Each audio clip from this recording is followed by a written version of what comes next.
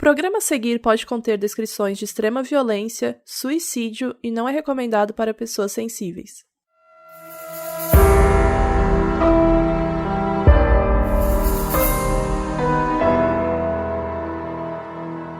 Olá, eu sou a Carol Moreira. E eu sou a Bel Rodrigues, e hoje, infelizmente, nossa amiga Mabê Bonafé não está com a gente. Muito trabalhadora, não pôde estar aqui. Isso. E nós vamos falar então sobre o massacre de Columbine, um assassinato em massa que aconteceu há 21 anos em Columbine, numa escola de ensino médio nos Estados Unidos, causado por 2 dos alunos da escola. Esse massacre teve uma repercussão tão grande na mídia que acabou sendo pauta de diversos programas sobre a conscientização da posse e uso de armas nos Estados Unidos. E também teve bastante obras inspiradas nessa trágica história, tanto no cinema quanto na literatura. Um exemplo bem famoso é o livro Precisamos Falar sobre o Kevin, da editora Intrínseca, que está patrocinando esse episódio. Eu já li esse livro 2 vezes, ele é um dos meus favoritos da vida, assim. Ele foi publicado em 2003 e escrito pela Lionel Shriver. Ele é um romance epistolar, ou seja, a história é contada através de cartas.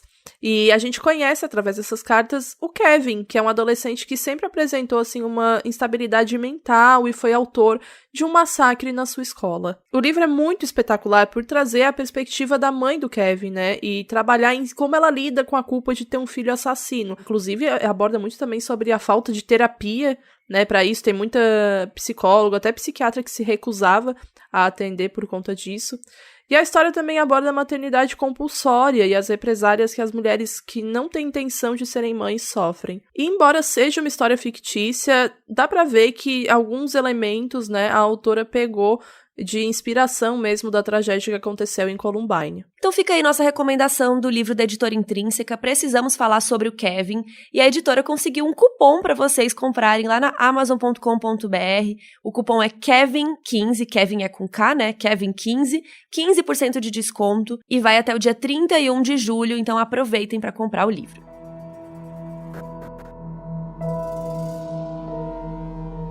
Bom, vamos lá. O que aconteceu em Columbine foi culpa de 2 alunos, o Eric Harris e o Dylan Klebold. Vamos começar falando um pouco do que se sabe sobre a infância deles, para a gente tentar entender essa história melhor. O Dylan Klebold nasceu no dia 11 de setembro de 1981, em Lakewood, no Colorado. Os pais dele, o Thomas e a Susan, sempre foram religiosos e eles frequentavam a igreja luterana. E o Dylan era super alto e ele era mais loiro, assim, o cabelo mais loiro e liso e mais compridinho, assim, não comprido até o ombro, sabe? Mas aquele cabelo um pouco maior, assim, repartido no meio e mais comprido, assim, perto da orelha, sabe? Que fica deixando crescer, assim. O Dylan tinha um olho claro, usava brinco na orelha, ele é mais narigudo, assim, e tem um queixo mais proeminente.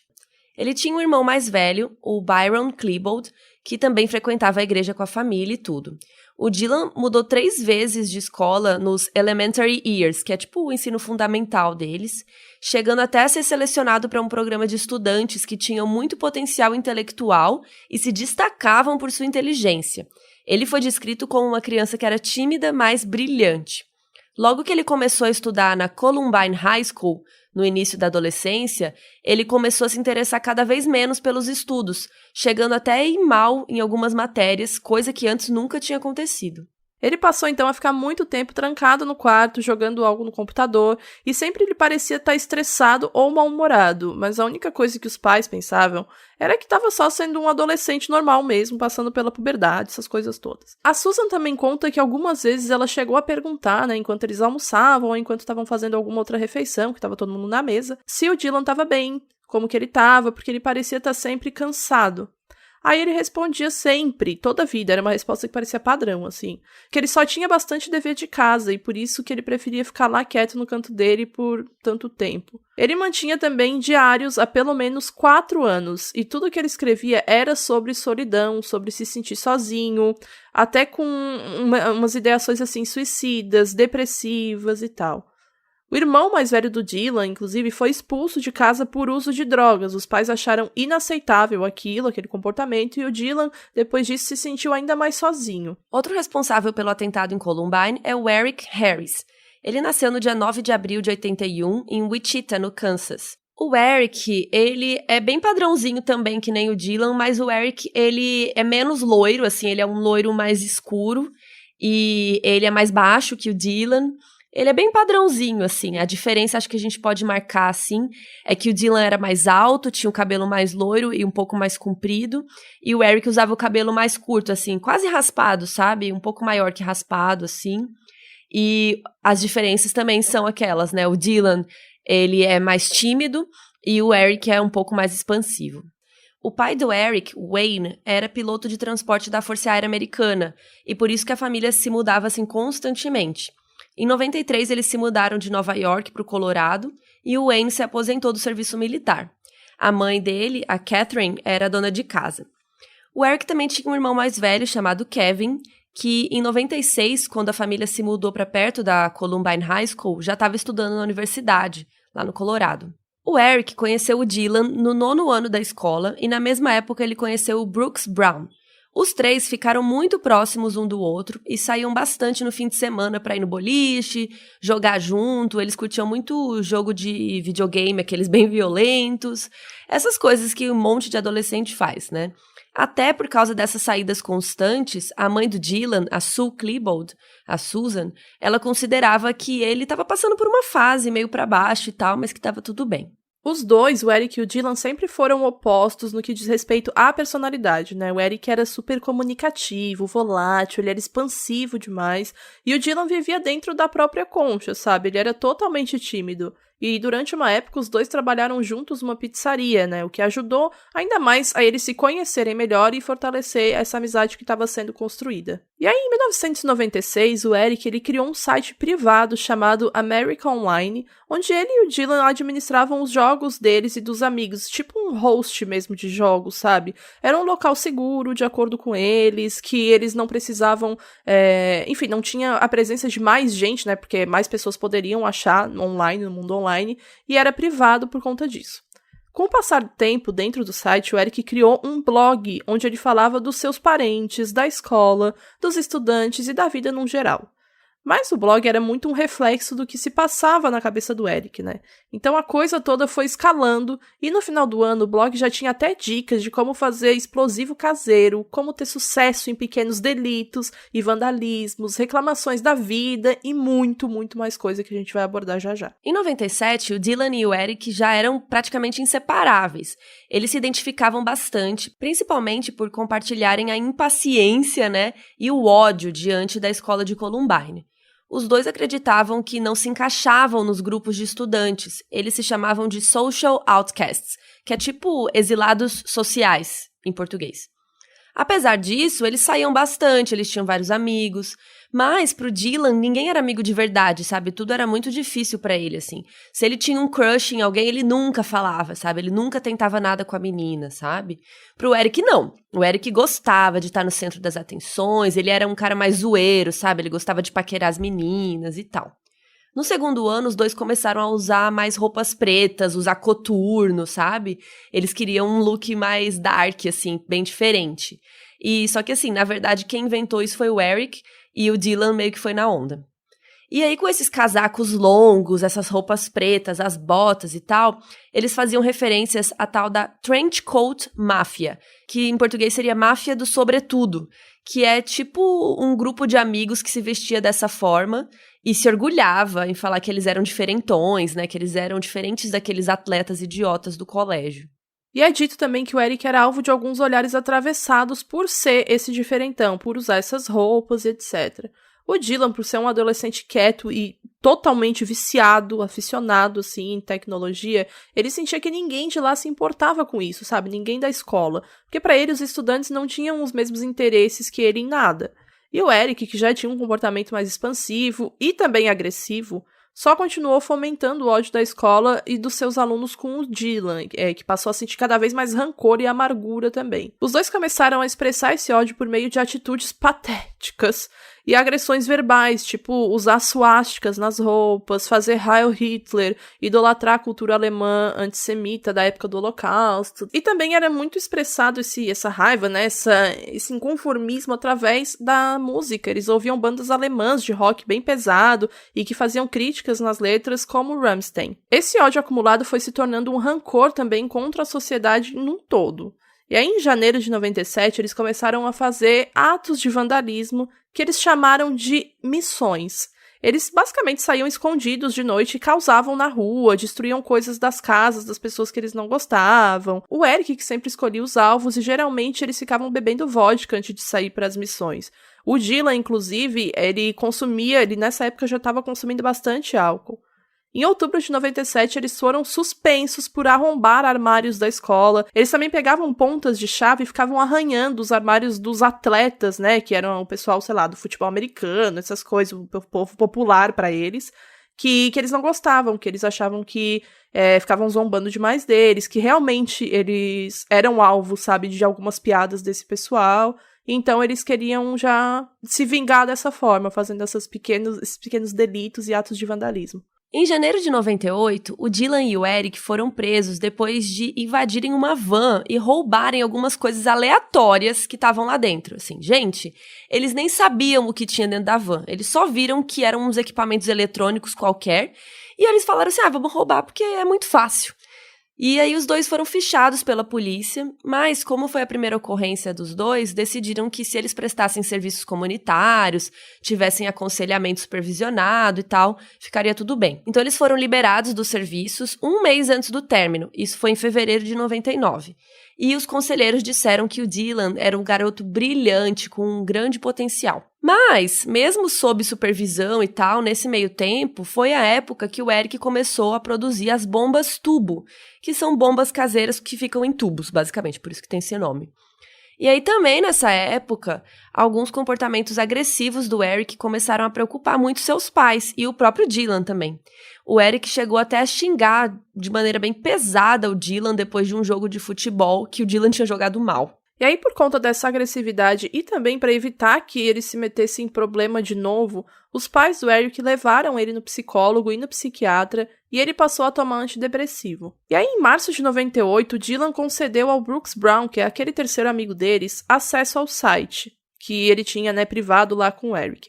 Não se sabe exatamente o motivo dele ter feito isso, além de ter sido tipo um pedido discreto, porque é o que parece ser, né? Porque no blog tinham várias ameaças de morte destinadas ao Brooks. O Eric e o Brooks, eles tinham uma amizade que depois passou a ser um pouco de coleguismo por conta de algumas discordâncias que eles tinham em relação a tudo, assim, da vida. E o Brooks, obviamente, mostrou essas ameaças pros pais e a mãe dele ficou indignada, assim. Ela reportou pro xerife do condado de Jefferson e disse que o Eric era um cara perigoso, sabe? Ela tava fazendo uma denúncia contra ele, tava com medo pela vida do filho, etc. A polícia não fez nada a respeito das ameaças contra o Brooks. E aí, numa pesquisa maior do investigador Michael Guerra, ele descobriu inúmeras ameaças do Eric contra estudantes de Columbine. Um ódio bem fora do normal que ele tinha diante da sociedade, os textos onde ele dizia desejar matar todo mundo que chateasse ele, etc. Muito se especulou, e se especula até hoje, sobre o Dylan e o Eric sofrerem bullying no colégio. Enquanto alguns estudantes deram depoimentos falando que eles eram só quietos, eles eram meio excluídos, assim, dos outros, tipo, o Brooks Brown não falava isso, o Brooks falava que eles eram ridicularizados pelos outros colegas. E é um fato que o Eric saía com várias garotas e que ele buscava a companhia pro prom, que é aquela festinha americana que tem em todo filme lá, aquele baile. E o baile deles aconteceu 2 dias antes do massacre. E nessa época o Eric super tirava notas boas, mas ele bebia, fumava, dirigia um Honda. Então não é que ele era super também excluído, sabe? E o Dylan, por outro lado, era mais reservado. Ele bebia para tentar ser mais extrovertido, mas o Dylan tinha um par para ir no prom. Nem ele sabia como, mas a Robin Anderson aceitou ir com ele. E o Eric chegou a convidar umas garotas para ir pro baile com ele, mas nenhuma quis.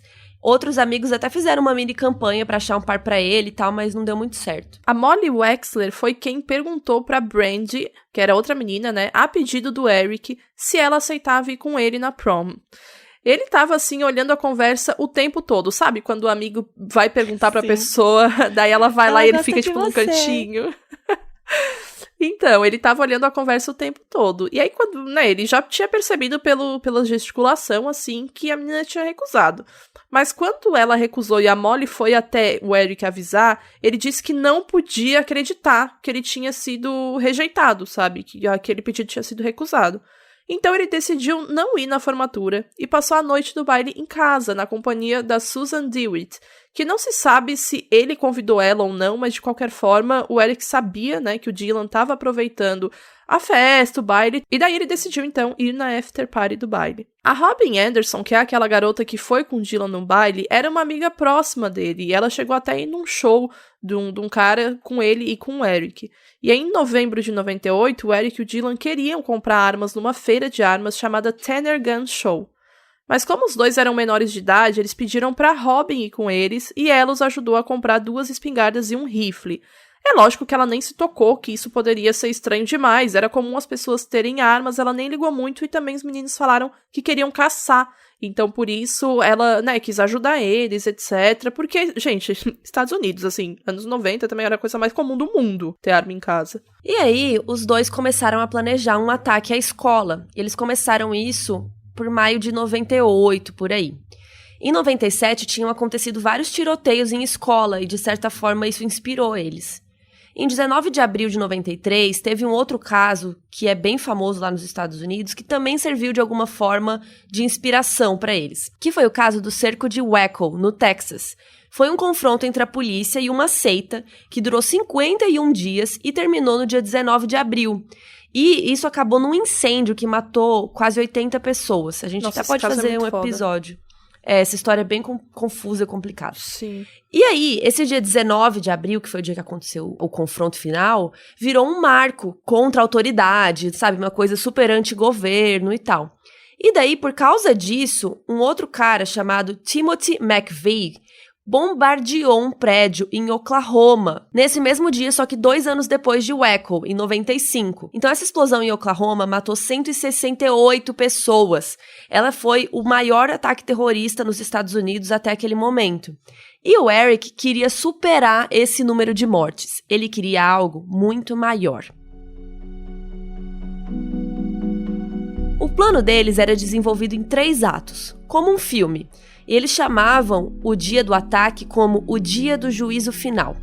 O plano era plantar uma bomba em um parque que ficava a 5 quilômetros da escola, mas essa bomba não era para atingir ninguém, e sim distrair a polícia, para depois a polícia demorar mais a chegar onde realmente era o problema. E aí eles também escolheram bomba por conta dos bombeiros, né? Porque eles planejavam, né, nesse primeiro ato, uma explosão na área comunal da escola às 11h17, na cantina. Mais de 600 estudantes iam estar ali no horário da bomba explodir e cada bomba tinha estilhaços e chumbinhos para atingir e machucar mais pessoas. Até por isso eles tinham essa ideia de aplicar bombas a 5 km da escola para distrair, além da polícia, os bombeiros também, para eles não chegarem lá em Columbine, né? Porque eles também queriam plantar bombas lá. O plano era que essas bombas também iniciassem um incêndio na escola. Eram 2 bombas que seriam colocadas em locais específicos, ao lado de 2 colunas, e provavelmente o segundo andar cairia em cima das pessoas. Para o segundo ato, eles já teriam deixado as bombas e estariam em seus respectivos carros no estacionamento. Cada carro estaria estacionado longe um do outro e virados para a escola. Eles ficariam lá esperando as bombas explodirem e os sobreviventes saírem pelas portas. O segundo ato, então, era receber os sobreviventes com tiros. Onde eles estariam daria para cobrir 3 saídas da escola. E era nesse momento que eles achavam que iam morrer, né? É o famoso suicídio pela polícia. A polícia ia chegar em algum momento e atirar nos 2, mas para eles morreriam como heróis, porque, enfim, é a cabeça deles, né? Então, como eles iam morrer no fim do segundo ato, eles perderiam o terceiro ato, que também estava planejado para acontecer, 45 minutos depois da primeira explosão. Os carros deles também teriam bombas escondidas e explodiriam quando o estacionamento já estivesse cheio de repórter, jornalista, câmera, bombeiro, ou seja, eles queriam atingir mais gente ainda. Por pelo menos 1 ano e meio, os dois planejaram isso. E tudo isso ia acontecer no mesmo dia do massacre em Oklahoma, só que Oklahoma aconteceu em 95 e agora tudo ia acontecer no dia 19 de abril de 99. Mas uma primeira coisa já fugiu do plano. Eles não receberam as balas, a munição que eles precisavam no dia correto. Então, tudo começou só no dia seguinte. O dia 20 de abril de 99 era uma terça-feira. Aproximadamente umas 10 da manhã, o Eric e o Dylan plantaram a bomba do parque, programada para explodir 11h14. E aí a bomba ia distrair os bombeiros para que não chegassem rápido para a escola. A bomba até chegou a ser detonada, mas não causou grande impacto e logo foi contida pelos profissionais. Enquanto isso, o Eric e o Dylan estavam chegando lá em Columbine por volta das 11h10, cada um no seu carro. Um na entrada da frente, outro na entrada do lado. Os dois plantaram as bombas na cafeteria, na cantina, que estavam programadas para explodir às 11h17. Quando os dois estavam voltando para os seus veículos, o Eric encontrou o Brooks Brown, que é aquele, ex-amigo que atualmente era um colega devido às discordâncias que eles tinham acerca de tudo. O Brooks ficou até meio surpreso quando viu o Eric, porque mais cedo eles tiveram uma prova muito importante e ele não apareceu. E era muito estranho, porque como a gente já falou, o Eric era um bom aluno, ele tirava notas bem boas. E aí, quando expressou surpresa, em relação ao Eric não ter feito a prova, o Eric só respondeu ao Brooks que isso não importava mais. Depois ele disse que gostava dele e falou pra ele ir embora, pra ele ir pra casa. O Brooks achou aquilo muito estranho, óbvio, mas ele obedeceu. Ele disse que naquele momento, ele sentiu que ele precisava obedecer porque ele sabia do que o Eric era capaz. Então ele só quis obedecer e ele se distanciou da escola. E nisso, o Eric e o Dylan se encontraram, se armaram e ficaram no estacionamento esperando as bombas explodirem.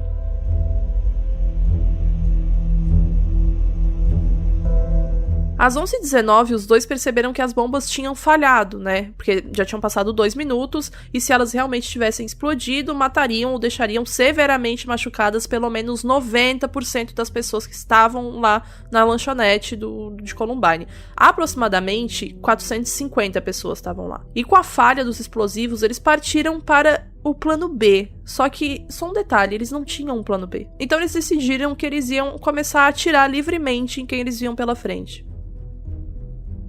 O Eric, ele foi em direção à entrada do prédio e ele gritou "Go, go", que é tipo vai, sabe? Começa a correr, sai daí, etc. Imediatamente apontando a arma para 2 estudantes que estavam almoçando no jardim. E os 2 estudantes eram a Rachel Scott e o Richard Costaldo. A Rachel foi atingida 4 vezes e morreu na hora, foi a primeira vítima do massacre. O Richard ficou paraplégico. O Richard disse que o Eric perguntou pra Rachel se ela ainda acreditava em Deus, porque ela era conhecida por ser super religiosa na escola e tal, e ela tava com uma arma apontada na cara dela, E aí ela respondeu, você sabe que sim. E aí ele disse, então vai ficar com ele. E atirou nela. A mesma pergunta foi feita pro Richard, e ele disse que não. Ele acha até hoje que ele foi poupado, entre aspas, por causa disso. O FBI mais tarde disse que esse diálogo nem aconteceu, mas assim, o cara que tava lá falou que aconteceu isso, então, sei lá. Bom, depois das primeiras 2 vítimas, o Eric continuou caminhando até o prédio e viu 3 amigos descendo as escadas. Ele até chegou a atirar neles, mas todos conseguiram sair correndo.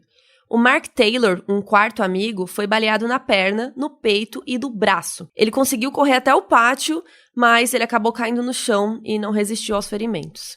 Em algum momento, alguns policiais chegaram e começaram a trocar tiros com eles e tal, mas o Dylan e o Eric não foram atingidos. Na cantina, o Dylan atirou no Daniel Rorbo, que morreu na hora. O Dylan estava procurando o Eric para os dois se juntarem e darem continuidade ao massacre. Nesse momento, a gente tem uma única filmagem onde os atiradores aparecem nas câmeras de segurança, Na hora que eles estavam na cantina e tudo. Eles até bebem uns refrigerantes ali que estavam na mesa e tudo. E aí, ouvindo a gritaria lá fora e o barulho de vários disparos, a professora Patty Nilsson, ela se incomodou, com isso tudo. Ela estava na biblioteca e resolveu ir atrás para mandar os alunos pararem de causar.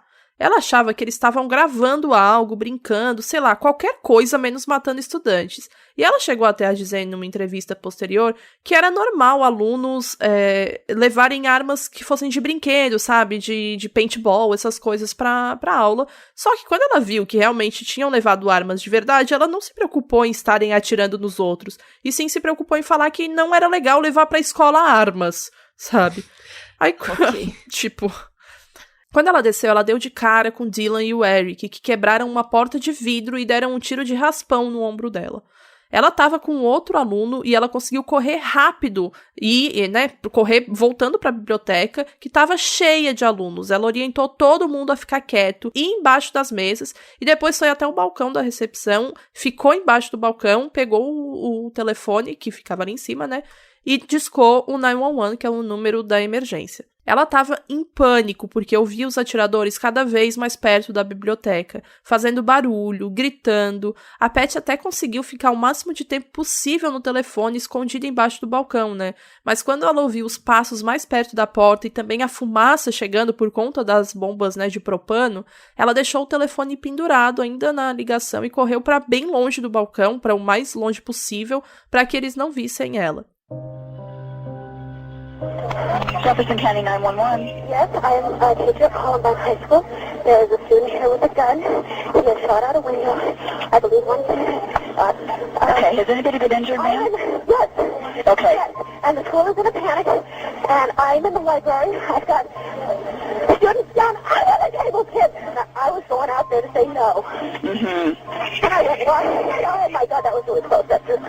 Okay.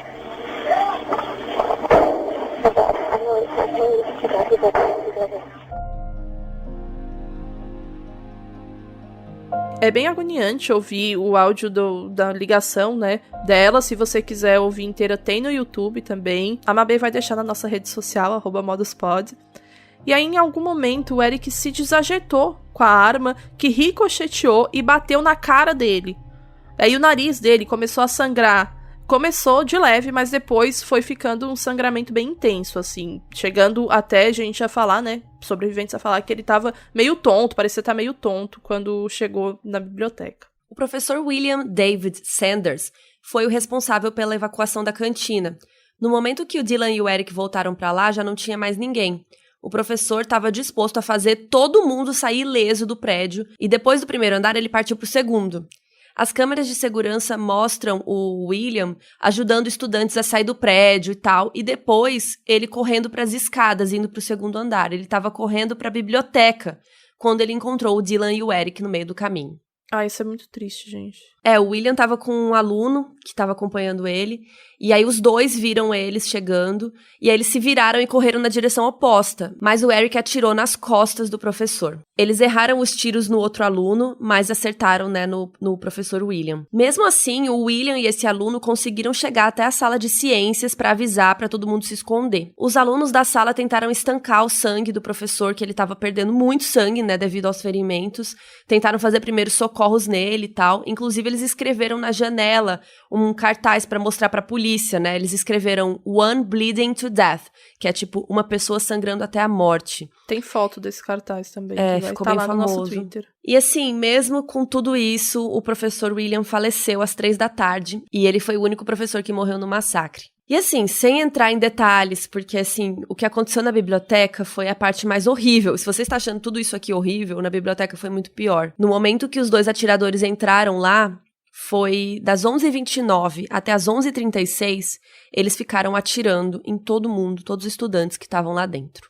Foram 7 minutos de terror psicológico, de amigos vendo seus colegas, caírem sem vida, e de uma professora em desespero na ligação para emergência porque a polícia estava demorando. E assim, os atiradores já tinham trocado tiros com a polícia que estava lá fora, mas eles não tinham... A polícia não entrava ainda, a SWAT não tinha entrado ainda, então tava um desespero, sabe? Eles estavam ouvindo tudo o que acontecia porque a biblioteca ficava exatamente no lado que eles estavam apostos à polícia. Os atiradores mataram 10 pessoas na biblioteca e feriram outros 12. Das 56 pessoas, 34 saíram ilesas fisicamente, né?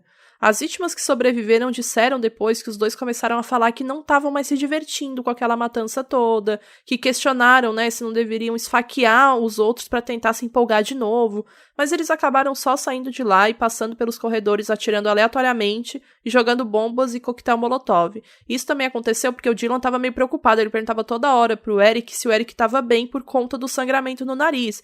O Eric parecia estar muito mais fora do que o normal. E aí, por conta desse tédio, né, que aconteceu deles no meio da matança, eles perceberam que já tinham realizado o que eles queriam. A polícia não matou eles e eles ficaram meio perdidos. E nesse meio tempo, eles até encontraram outras pessoas pelo caminho, mas eles não fizeram nada. E também aconteceu do John Savage, um dos alunos que estava lá na biblioteca. Ele tá assim embaixo de uma mesa e o Dylan viu que ele tava lá, daí ele falou, quem que tá aí? Aí o John falou, sou eu, o John Savage. Quando ele se identificou, ele falou que lembrava dele, etc. Daí ele perguntou pro Dylan, cara, o que tu tá fazendo? Sabe? Daí ele falou, nada, eu só tô matando umas pessoas.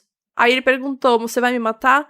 E ele falou, não, mas sai daqui e pode sair correndo.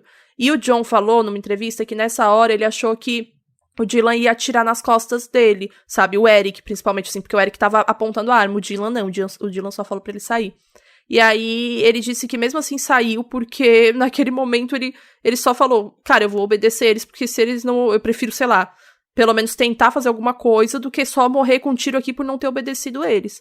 E ele também acreditava, né, ele travou esse diálogo com eles porque ele acreditou que eles não estavam, de fato, antes matando pessoas, sabe? Que eles só queriam explodir a biblioteca e nada mais que isso. Porque eles falaram no início que ia explodir tudo e tal, só que quando ele viu, né, de fato, que começaram a matar os estudantes, ele ficou totalmente em choque, assim. Ele, inclusive, fala que ele só lembra de alguns flashes, sabe, desse dia, dos diálogos e tal. Enfim, ao 12:08, o Eric e o Dylan cometeram suicídio na biblioteca. Contando com os atiradores, 15 pessoas morreram no massacre de Columbine. As bombas dos carros nem explodiram como plano, os fios estavam com defeitos, etc. Ou seja, basicamente todas as bombas que eles fizeram não deram muito certo, né? E aí foi só depois de 1h que os primeiros membros da SWAT, que é aquela polícia especial lá dos Estados Unidos, começaram a entrar cuidadosamente no prédio. Tudo já tinha acabado, mas eles não sabiam ainda, né? Eles não sabiam que eles já estavam mortos. O pai do Brooks Brown e alguns outros pais de sobreviventes e vítimas criticaram depois a preparação e a atitude policial diante dessa chacina, né? O Randy Brown disse, aspas, enquanto crianças inocentes estavam sendo assassinadas na biblioteca, os policiais estavam lá fora ouvindo e demoraram mais de 1 hora para entrar. Trocaram tiros com os assassinos e mesmo assim esperaram para entrar. Fecha aspas. E assim, dá pra entender a revolta dessa família e de todas as outras, né? Porque realmente a polícia chegou, mas ficou ali de fora. E o pior é que eles estavam seguindo o protocolo. Então não dá pra falar que eles estavam errados, né? É uma situação super complexa de o que fazer, né? Já pensou se eles invadem a escola e pioram tudo? Já pensou se as bombas explodem realmente com as pessoas lá dentro, né? Tem muitas questões que eles não sabem e, enfim, mas eu entendo as famílias ficarem revoltadas também, né? E eu também super entendo a revolta, em específico, da família Brown, né, do Brooks Brown, porque além disso tudo, os policiais ainda disseram na mídia depois que suspeitavam de uma participação do Brooks, né, devido ao depoimento dele falando que o Eric o mandou pra casa e pelo histórico de amizade dele com os rapazes.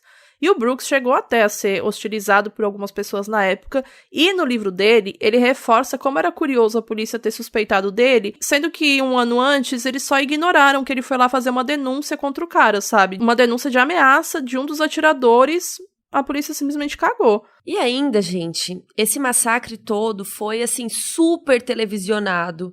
E, assim, era assustador para a população, porque, assim, já tiveram tiroteios antes lá nos Estados Unidos antes disso, mas nenhum foi televisionado ao vivo, sabe? E tudo isso trouxe o debate de novo do controle de armamento lá nos Estados Unidos. Foi considerado o massacre mais brutal da história dos Estados Unidos até aquele momento. E assim, gente, quando eu falo que foi ao vivo real. Tinha aluno falando no telefone com um apresentador de jornal, sabe, de telejornal, enquanto estava rolando. Teve um aluno que até falou, porque eu tô aqui embaixo da mesa do lugar tal. Aí o jornalista, não fala onde você tá. Porque era ao vivo. Os atiradores podiam estar assistindo e descobrir onde estava a pessoa. Gente, assim, surreal. A mídia e os policiais não sabiam direito quem eram esses meninos, não sabiam quem culpar por tudo isso. E aí começaram a ter uns boatos nada a ver, assim, como o lance que eles sofriam bullying e por isso eles foram lá se vingar dos atletas, que não é bem assim. Ou que eles eram gays, ou que eles eram da máfia do sobretudo, que eles nem eram, eles só estavam de sobretudo, né? Que eles eram góticos. Enfim, saiu um monte de notícia que nem era verdade. Porque logo depois disso, eles queriam a resposta mais simples possível, né? O nome do livro do Brooks Brown é No Easy Answers, justamente por isso. Tipo, não tem resposta simples por um massacre, tá ligado? Que aconteceu por conta de 2 estudantes que eram adolescentes ainda, sabe? Não tem como procurar algo simples e imediatista pra isso. Total. E aí a cobrança a respeito desses atiradores já começou no dia seguinte. Só que assim, como não tinha mais ninguém pra culpar, porque eles morreram, milhares de jornalistas e pessoas, né, no público, culparam os pais do Eric e do Dylan. Porque achavam, né, que eles não foram bem criados, que nem estavam prestando atenção neles, né? Como que isso pode acontecer? E, gente, isso causou um trauma gigante nas duas famílias. A família do Eric mesmo nunca veio a público falar do acontecido. Já a mãe do Dylan, a Susan Klebold, falou pela primeira vez sobre o massacre e o comportamento do filho e tal, só 17 anos depois de tudo, em 2016, que ela fez um livro chamado O Acerto de Contas de uma Mãe, que a Bel já leu e pode falar mais. Nossa, gente, esse livro é assim, meu Deus, é muito, muito bom. Eu acho ele perfeito, de verdade. Não é um livro com sentimentalismo, sabe, exacerbado. É simplesmente ela falando a real e ela falando que a vida dela se tornou. Cara, eu não consigo... A força dessa mulher, eu não tenho condições, assim, de lidar com tudo que ela passou, sabe? Porque é muito foda. Imagina, do dia pra noite, o seu filho vira um assassino, sabe? Televisionado internacionalmente, e você é culpada por ele ter matado vários adolescentes. Como que você lida com isso, sabe? Como que a vida continua? Ela fala infinitas vezes de que ela queria se matar, que ela queria... enfim, tá lá no lugar dele, que ela preferia que ele tivesse matado ela. É muito pesado, assim, nesse sentido, as coisas que passaram pela cabeça dela. Porque a mídia e as pessoas estavam acusando muito, né, eles, assim, fizeram até uma pesquisa alguns dias depois do massacre, todo o público, sabe, as pessoas votaram que a culpa era dos pais. Porque como que os pais deixaram isso acontecer? Como que eles não sabiam que os filhos tinham armas, que estavam produzindo bombas, que estavam com esse plano? Mas, assim, é complicado a gente julgar, né? Sempre a mídia americana fazendo esse Lollapalooza, né, em cima de vidas perdidas, Sim. Pelo amor de Deus, mano. E fazer um quiz sobre o que motivou. Cara, isso Sim. Não é o papel deles. Quiz. Pelo amor de Deus. Aí a Susan, ela também deu uma entrevista realmente tocante e ainda falou ao TED Talks sobre a sua vida pós-massacre, né? Tudo na mesma época que ela lançou o livro, etc. O Austin Eubanks, que é um sobrevivente de Columbine, também tem um TED Talks muito interessante que a gente vai deixar linkado no nosso Twitter, @modspot. Uma parte do livro da Susan me marcou muito, que foi quando ela disse do primeiro pensamento no momento que ela soube que estava acontecendo um massacre na escola do filho, né? Ela admite que pensou algo do tipo, abre aspas, Deus proteja meu filho, mas se ele for o responsável por isso, faça-o parar, mesmo que isso insista em levá-lo desse mundo. Então ela conta que basicamente ela desejou que o filho dela morresse, sabe? E ela conta muito sobre como isso destruiu real a vida dela durante esses anos, como eu falei pra vocês que ela desejou que ele tivesse matado ela no lugar desses estudantes, né?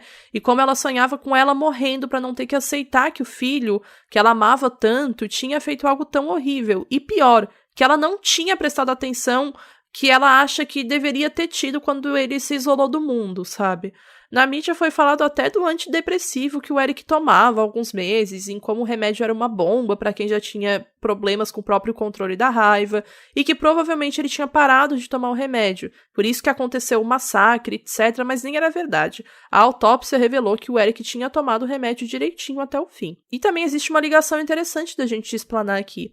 O pai do Eric, chamado Wayne Harris, chegou a ligar para a polícia quando ele soube que estava acontecendo um assassinato em massa na escola do filho. Quando ele foi perguntado se estava ligando para saber se o filho estava vivo, se o filho estava bem, ele disse, não, eu tô ligando porque eu acho que o meu filho pode ter causado isso. Cara, por quê, sabe? A única coisa que eu me pergunto nisso é por quê, se ele já tinha essa, sabe, ciência, essa ideia. Nossa, eu não sei. Complicado. Nossa, esse caso me deixa muito doida, velho, porque é muito complicado julgar qualquer pessoa envolvida que não sejam os dois e explanar nossa opinião sobre, porque a nossa opinião é baseada puramente no que a gente acha, sabe? Em alguns achismos, lógico que tem os fatos dos dois lados, mas não tem, sabe, como a gente saber, porque, primeiro, nenhuma de nós duas, né, nem eu nem a Carol somos mães, então a gente não sabe como é sentir esse amor, isso tudo, etc. Só que, ao mesmo tempo, a única coisa que eu me perguntava quando eu vi, né, que existiu essa ligação do pai dele, foi, cara, por que não rolou talvez, sabe, alguma conversa antes, alguma coisa, se ele já tinha essa noção. Porque é uma noção que a Susan Klebold, por exemplo, explicou, né, no livro dela que ela nunca teve. Imagina, ter uma noção de que o filho tá no, sei lá, tá fazendo alguma coisa de errado. Ela só pensou isso quando ela soube que tava tendo massacre, ela deduziu várias coisas. Ela pensou, não, talvez ele esteja envolvido, mas aí se ele estivesse envolvido, eu preferia que ele morresse, sabe? Mas ela não achou de fato que ele estava envolvido. Ai, gente, é complicado, porque complicado. Os pais dos dois, os pais do Eric e do Dylan eram super, não sei se a palavra é restrito, sabe, rígidos. Sim. Eles eram pais, assim, que, sabe, conversavam, tanto que quando eles roubaram a primeira vez, eles fizeram, né, o Eric foi pra terapia, foi tomar antidepressivo, então eles eram pais preocupados, né? A Susan pediu pra ele se afastar, pro Dylan se afastar do Eric e tudo, porque achava que ele tinha comportamentos estranhos, etc. Então não é que eles também foram criados largados, sabe? A gente conta aqui muitas vezes, né, de infâncias bem horríveis, assim, e nesse caso não foi isso. Então é bem difícil a gente tentar entender, né, o que motivou, o que aconteceu. E aí também tem outra ligação, que é contada no livro Columbine, do Dave Cullen, que é um livro da Dark Side até. Nesse livro diz que um dos amigos dos meninos, o Nate Dykeman, estava desconfiado que o Eric e o Dylan poderiam ser os responsáveis quando ele soube. Então ele ligou para a casa do Dylan, torcendo para que o amigo atendesse o telefone, né? Tipo, ai, tomara que ele atende para não ser ele, não era ele, não é ele. Só que quem atendeu o telefone foi o pai dele, o Tom Klebold. E aí o Nate contou que o Dylan não apareceu nas aulas, se ele estava em casa. E o pai dele disse que não, que ele saiu normal de manhã cedo. E aí o Nate contou do tiroteio e que estavam dizendo que os atiradores estavam usando sobretudo. E o pai, óbvio, sabia que o filho dele tinha um. Então o Tom, o pai, né, saiu correndo e foi no armário do Dylan. E aí quando ele chegou lá, o sobretudo não tava. E aí, de acordo com o livro, em seguida o Tom ligou pra polícia também pra contar que achava que o seu filho podia estar envolvido. E em seguida ligou pra um advogado. Aí a polícia começou a investigar tudo sobre o massacre enquanto ainda estava acontecendo, né? Ou pelo menos enquanto eles ainda achavam que estava acontecendo, porque os dois já tinham morrido. E aí eles encontraram os diários dos dois. O Dylan tinha um diário muito mais extenso e que começava mais ou menos um ano antes do diário do Eric. E ali, eles descobriram toda a angústia que vivia na mente do Dylan, né? Todas as ideias suicidas, pensamentos depressivos, depreciativos, né? Ele se achava um bosta e tal. Ele falava que ele não tinha sucesso na vida amorosa. Poemas que ele escreveu em aulas, assim. Ele falava muito sobre amor, ele queria muito uma namorada, ele tinha muitos crushes e tal. E ele também falava muito sobre morte, sangue, violência, guerra. E o Dylan também era viciado em Nine Inch Nails, por se identificar com as recentes canções, né, da banda, que eram super depressivas, tinham pensamentos negativos, uma personalidade problemática, etc. Já o Eric usava a sua escrita para perpetuar o ódio que ele sentia dos seres humanos num geral, sem muita distinção, tá? Existe um texto dele chamado You Know What I Hate, que em tradução é Sabe o que eu odeio? E aí ele vai listando características banais das pessoas como se fossem condenáveis. Tipo, aleatório, né? Tipo, eu odeio quem anda devagar na calçada, quem esbarra e depois pede desculpa como se eu fosse obrigado a desculpar a gente idiota, chamando todo mundo de retardado, usando essa palavra. E aqui não é um negócio tipo, sabe que eu odeio gente lerda, etc. É um negócio tipo, ele realmente odiava e queria matar pessoas que se encaixavam nesses grupos, sabe? Aí ele diz que ama quando os alunos ricos ganham carro e se envolvem num acidente que deixa o carro inteiro destruído, e que amava a seleção natural, porque a seleção natural se livra de quem não presta mais pro mundo. Gente, ele era muito dessa ideia de natural selection, né? Ele tinha, inclusive, uma blusa escrito isso que ele usou no dia do massacre. E é um amontoado de texto do Eric sendo presunçoso e transparecendo o complexo que ele tinha de superioridade, que era muito, muito grande mesmo. Uma parte realmente interessante dos escritos é quando ele diz que odeia racismo. Tipo, o problema é que, assim, eu li todos os escritos dele, né? Aí quando ele botou isso, eu pensei, nossa, como assim, sabe? Ele usa swastika e do nada odeia racismo, fragmentado. O problema disso é que logo em seguida ele fala que racismo reverso também existe, e que racismo contra brancos também era horrível, tão horrível quanto racismo contra negros, e que meio que não dá mesmo, sabe, nem pra entender, nem pra defender, nem nada disso, pelo amor de Deus. Depois ele chama pessoas com deficiência de, abre aspas, desperdício de tempo e dinheiro, fecha aspas, dizendo que eles tinham que morrer.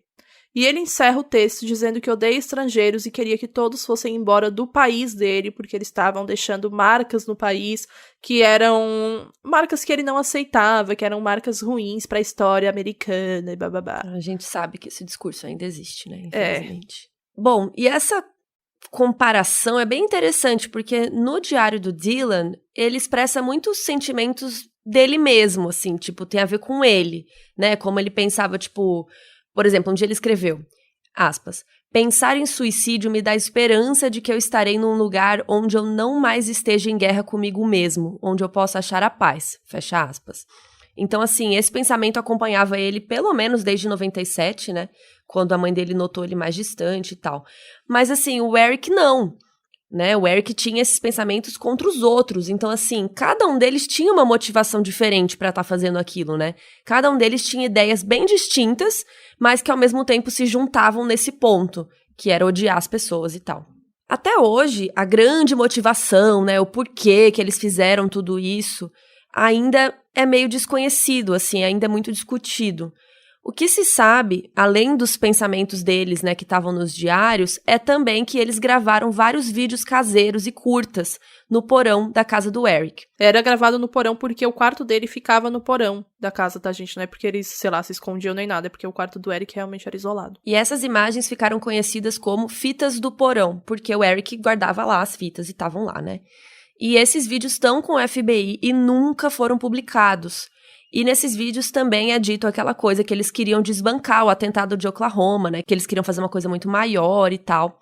E em uma das fitas gravadas antes do massacre, o Dylan e o Eric fizeram um curta chamado Hitman for Hire, ou Assassino de Aluguel, em que eles interpretavam 2 assassinos que vestiam óculos escuros, capas pretas, e ajudavam os nerds, assim, matando quem fazia bullying com eles.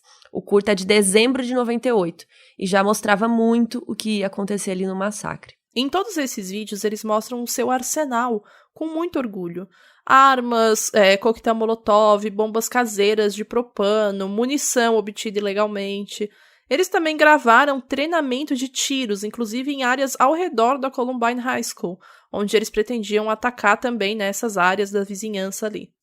Além disso, de acordo com os escritos do Eric Harris, o massacre na escola seria apenas o início, né, desse super plano deles, como a gente falou lá em cima. E também existia uma ideia inicial, antes de todos aqueles atos, que era continuar um tiroteio em massa nos bairros vizinhos da escola, depois sequestrar um avião e fazê-lo cair em alguma construção de Nova York.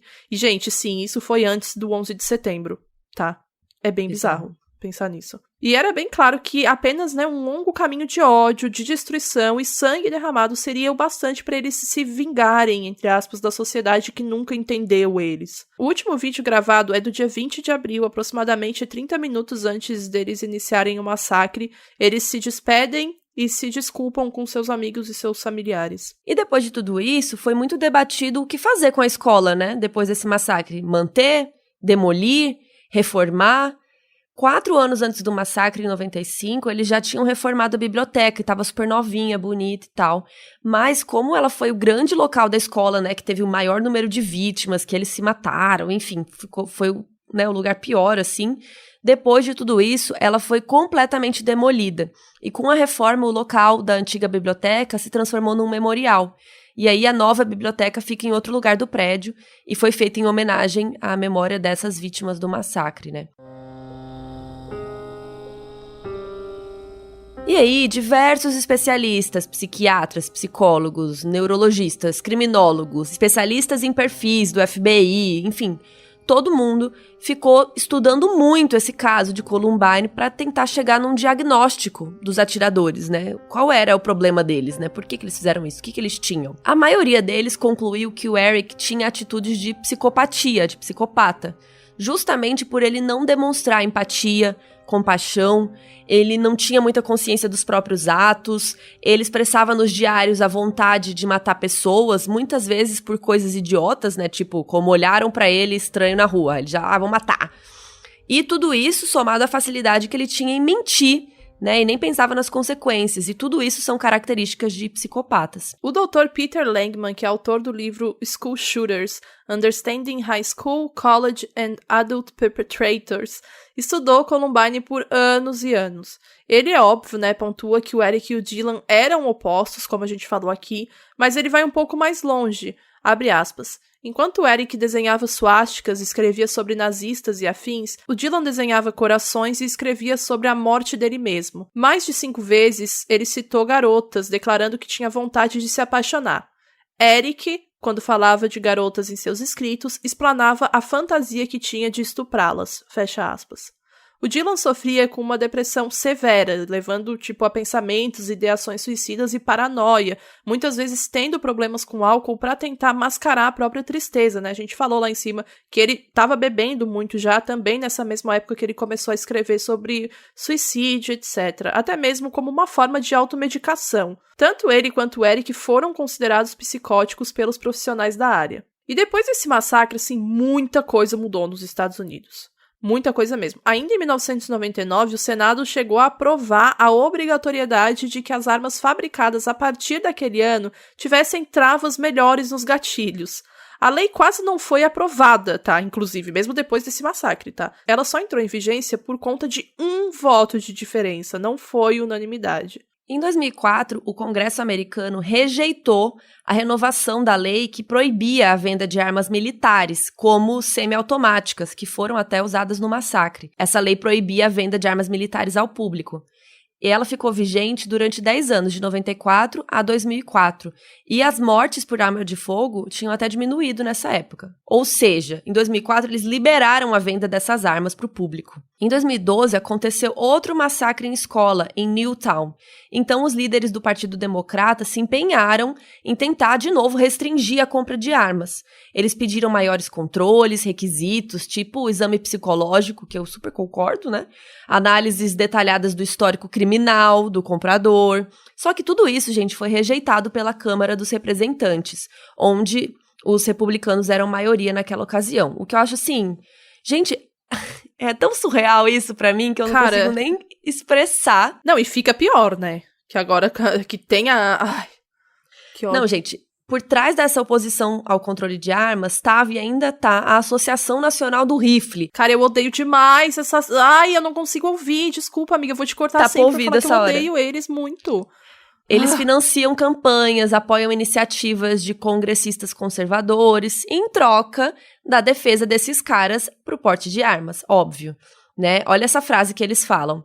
A única coisa que impede um homem mau com uma arma é um homem bom com outra arma. Pros dois se matarem e matarem mais gente. E que vão não matar tenha todo mundo, armas. que foda-se, né? Parabéns. Essa é a mesma associação que a gente já citou aqui no episódio de Condenados pela Mídia. Assim, gente, eu não sei nem comentar, porque assim, beleza, vocês querem ter armas? Então vamos fazer um teste psicológico? Então vamos ver o seu histórico criminal? Não! Tipo assim, como que alguém vota não pra essa pergunta? Eu não consigo nem... Eu tô passando a mão na minha cara aqui, que eu não sei nem o que falar. Nossa, fora que esse raciocínio nem existe, gente. A única coisa que impede um homem mau com uma arma é um homem bom com outra arma. Quem é homem mau e quem é homem bom? Tipo, quem é você pra achar que você é bom, sabe? Você tá com uma arma apontada pra outro cara, então e aí? A sua bondade vai continuar a partir disso também? Ah, pelo amor de Deus, mano. É que pra matar um assassino, você vira assassino também, né? É complicado. Dexter vibes. Enfim, desabafei. Eu tô muito revoltada com essa associação. Cara, porque pra mim já é ridículo existir uma Associação Nacional do Rifle. Quando eu penso que esses caras são podres de ricos, apoiados por um lobby gigantesco, por político, eu tô até rouca, revoltada. É porque a indústria das armas dá dinheiro pra eles, né? Eles não estão preocupados se você vai defender sua casa. Eles estão nem aí pra isso. Eles querem a indústria da arma ganhando dinheiro. Foda-se a gente. E até 2018, o massacre de Columbine tinha sido o mais sangrento assassinato em massa numa escola dos Estados Unidos. E quão triste e desesperador é saber que, quase 20 anos depois, a história se repetiu em Parkland, na Flórida, onde teve outro tiroteio numa escola, sabe? Que mais pessoas morreram ainda. Ainda é comum isso, né? Infelizmente. Até porque o acesso a armas nos Estados Unidos você comprava no mercado. As balas que o Dylan e o Eric usaram custou $25. O carinha que comprou foi lá no mercado comprou as balas. $25 apenas. E eles causaram tudo isso, sabe? É muito fácil comprar arma nos Estados Unidos. Existem muitas obras, vídeos, filmes, etc. sobre tudo isso que aconteceu em Columbine. A mãe do Dylan, a Sue, ela escreveu, né, o livro O Acerto de Contas de uma Mãe, como eu falei pra vocês, que é incrível, eu recomendo muito a leitura. Também tem um livro da Dark Side a respeito, chamado Columbine, do Dave Cullen. É um livro bem mais focado no lado jornalístico da coisa, ele foi atrás, ele estudou por muitos anos, né, o Columbine, tudo que aconteceu lá, e aí ele escreveu o livro. O Brooks Brown foi um amigo muito próximo do Dylan, e ele escreveu um livro junto com o Rob Merritt, que fala também de como professores fechavam os olhos pro bullying, etc., no colégio, bem como a polícia cagou pra denúncia que ele foi fazer, né, devido às ameaças no site do Eric, e o livro chama No Easy Answers, The Truth Behind Death at Columbine. E eu realmente amo muito o nome desse livro, esse título, porque, de fato, não existem respostas fáceis. Não é algo fácil de... Imagina, gente, já mais de 20 anos depois, e ninguém pode chegar e assumir, foi motivado por conta disso. Não é fácil, assim, estudar a mente de seres humanos, né? Pelo amor de Deus. A gente bem sabe aqui com o nosso podcast. E tem também 2 TED Talks, que a Bel já citou aqui, que são aquelas palestras famosas, né?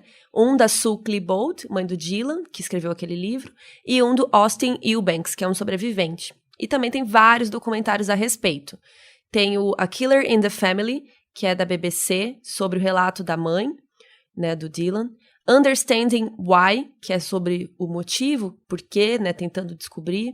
The Day It Happened, que é da ABC News, que é sobre o massacre como um todo. Tem o Zero Hour, Columbine Massacre. E tem um que é muito famoso, que é o Tiros em Columbine, que foi dirigido pelo Michael Moore e que aborda infinitas falhas nas leis americanas, né, no que diz respeito ao controle de armamento e todo o mal que essa falta de proteção constitucional da lei, né, pode causar. Esse filme é de 2002 e ele ganhou o Oscar de melhor documentário no ano seguinte e ele foi ovacionado com o público de pé, batendo palmas, por 13 minutos. Não, gente, esse filme foi um sucesso. Todos esses que a Carol citou, né, que a gente citou aqui, eu já assisti, eu recomendo muito todos esses, estarão lá na nossa thread, @moduspod no Twitter, e principalmente esse do Michael Moore, nossa, gente, é impecável, impecável. São 2 horas que você fica vidrado na tela, sabe? Porque é incrível, toda a construção, tudo é muito perfeito, assim, desse documentário. E a Carol falou, né, que bateram palmas por 13 minutos, foi 1 minuto para cada vítima do massacre. Também existe um filme cristão sobre a vida da Rachel, que estava disponível na Netflix, não tá mais, chama Uma Vida com Propósito. Esse eu já vi também e eu não achei tão bom, assim. Os outros são bem melhores, mas esse é ok se você quiser saber especificamente da vida da Rachel. Sobre ela, né? Então é isso, gente. A gente espera que vocês tenham gostado. Esse episódio foi muito difícil pra mim, assim, quando eu tava estudando, assim. É bem pesado saber de tudo isso. É engraçado, né? Porque cada episódio toca a gente de um jeito diferente, assim. A gente fala de serial killers que mataram não sei quantas pessoas, mas esse caso, pra mim, não sei, me bateu bem pesado, assim. Não sei pra você, Bel. É bem complicado. Tipo, tem muito tempo que eu pesquiso sobre ele e cada vez que eu pesquiso eu fico mais, sabe... Quando eu fui fazer meu vídeo sobre ele também, eu fiquei mal por uns dias, e depois, assim, tem muita coisa que envolve, tem muito depoimento, porque eram muitos alunos, sabe? Uma das coisas que eu lembro que foi muito emblemático, assim, pra mim, foi quando eu vi a foto do anuário deles de formatura, porque na foto o Dylan e o Eric estão, tipo, lá no cantinho, assim, fazendo uma arminha com a mão, sabe? Apontando pra câmera, e tipo, nossa, quando eu vi isso, eu falei, não, né, gente, não é possível, velho. E, enfim, eram muitos sinais que, obviamente, depois que aconteceu é muito fácil. Todo mundo fala, era um sinal, né? Como fizeram com os pais. Só que, enfim, quando tá acontecendo, ainda mais, gente, é bom a gente ressaltar, anos 90, não se falava com os filhos, assim, com tanta abertura. Hoje em dia já não é muito comum ainda. Era pra ser mais, mas não se falava tanto, com tanta abertura com os filhos. Você tá bem, você quer ir no psicólogo, você quer ir no psiquiatra. Foi uma exceção que aconteceu com o Eric. Tá, em relação a isso. Talvez, se tivesse acontecido com o Dylan, poderia ser diferente? Talvez. Sabe, quando a Sue Klebold falou pra ele, olha, vamos lá no psicólogo e tal, ele se recusou totalmente. Ele falou, não vou. Eu prometo que eu vou me afastar do Eric, eu não vou mais fazer nada, porque isso foi depois, né, que eles fizeram aquele vandalismo e tal. E ela falou, não, tranquilo, então, beleza. Só que, enfim, né, não tem como a gente prever o que ia acontecer e ficar fazendo conjectura aqui. Então é isso, gente. A gente espera que vocês tenham gostado. Entrem nas nossas redes sociais, @moduspod, pra ver a thread, né, que a Mabê sempre faz, lá no Twitter também. Mabê, se você ouviu até aqui, é bom você twittar, assistam Tiros em Columbine. Isso. Ok? E também lembrando que tem o cupom para você entrar na amazon.com.br, lá o cupom Kevin15 para comprar o livro Precisamos Falar sobre o Kevin. Tá com 15% de desconto até o dia 31 de julho. E é isso, um beijo. Comprem, gente, Tchau. por favor. Eu amo muito esse livro, recomendo muito. Obrigada por ouvirem até aqui, um beijão. Tchau, tchau. Beijo, tchau.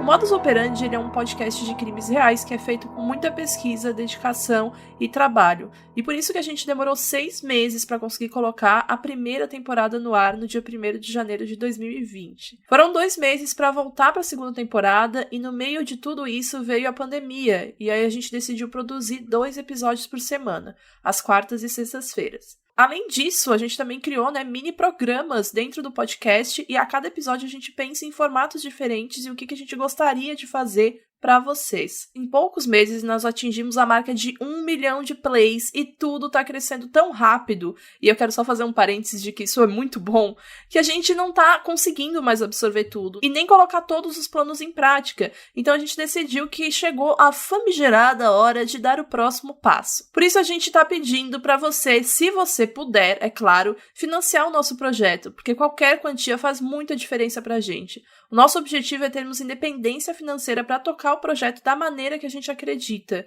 cobrindo gastos técnicos como hospedagem do podcast, edição, produção de imagens, porque a gente também tem uma arte, um design muito bem elaborado nas nossas redes, principalmente lá no Instagram, @moduspod, e criando novas possibilidades mesmo para entregar episódios melhores e mais produzidos para vocês. Também vamos dedicar parte desse dinheiro para as ONGs com combate à Covid-19, as mesmas que a gente já indicou nos nossos posts, e quando tudo isso acabar, e vai logo, a gente espera, continuaremos ajudando também esses grupos vulneráveis. Sabendo que a gente está vivendo num momento atípico, nem todo mundo consegue ajudar financeiramente e, gente, tá tudo bem. De verdade, você já valoriza muito o nosso trabalho, se indica, compartilha, interage com o nosso conteúdo nas nossas redes, compartilha até no WhatsApp para sua família, no grupo da família, para o seu amigo mais próximo. A gente já agradece imensamente essa força que vocês dão. O link para você conhecer o nosso projeto no Catarse de financiamento vai estar na descrição aqui desse episódio e também nas nossas redes, @moduspod. Muito obrigada por todo o apoio até aqui. Vocês não têm ideia de como a gente está feliz com esse projeto, dando tão certo e de uma forma tão rápida que a gente não está nem conseguindo associar direito, mas ao mesmo tempo estamos sentindo uma sensação muito, muito boa e gratificante de ter tanta gente gostando do que a gente está produzindo.